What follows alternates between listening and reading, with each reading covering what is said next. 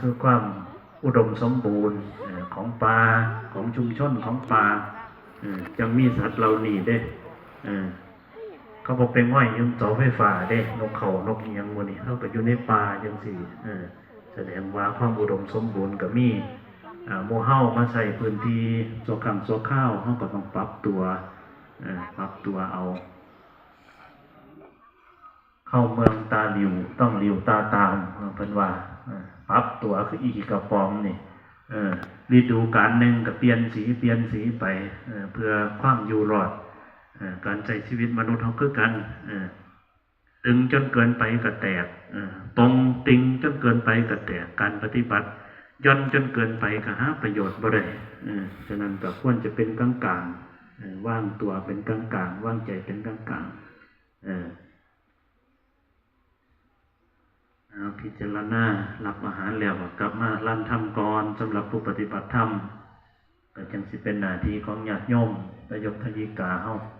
รับประทานอาหารต่อไป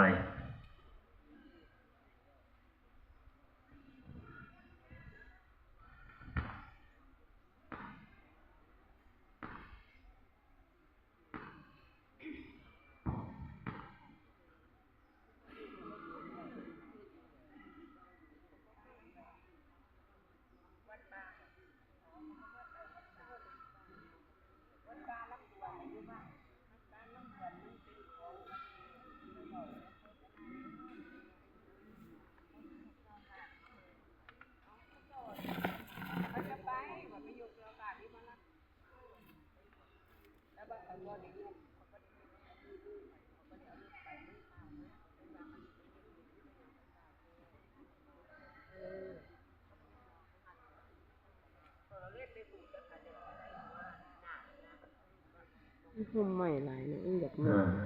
ยากมาขมานั่งผู้ปฏิบัติธรรมถือศีลแปดนี่ยังแนวละศีลแปดมีเจ้าขอ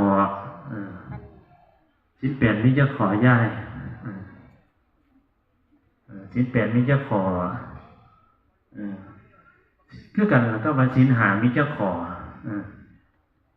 ตอบได้บ่นี่ระยะปากขอบได้บางเทียก็ได้ศีลห้ามีเจ้าขอศีลแปดมีเจ้าขอศีลข้อแปดมีเจ้าขอก็ได้เนี่ยลืมแล้วจำศีลแปดก็เริ่มตั้งแต่ปาณาติบาตบ่เบียดเบียนผู้อื่นบ่เบียดเบียนสรรพสัตว์ให้ลำบากผากชีวิตพระเจ้า